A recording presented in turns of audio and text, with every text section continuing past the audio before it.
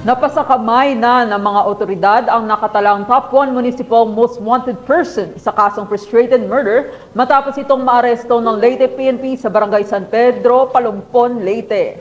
Ang matagumpay na operasyon ay nagpapakita ng determinasyon ng pulisya na ipatupad ang batas at tiyakin ang katarungan para sa mga biktima ng krimen. Tinutukan niya ni Patrolwoman Cristel Palafox.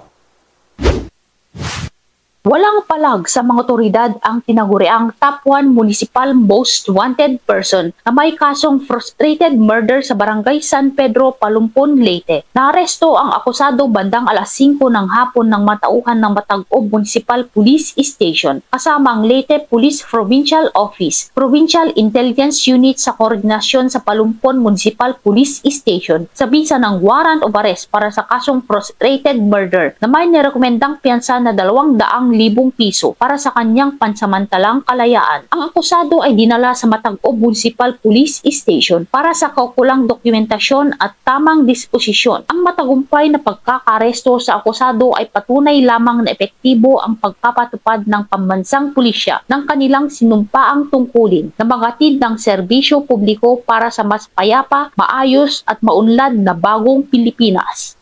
Mula dito sa Eastern Visayas, ako ang inyong PNN correspondent, Patrolwoman Palafox, alagad ng batas, tagataguyod ng Balitang Pulis.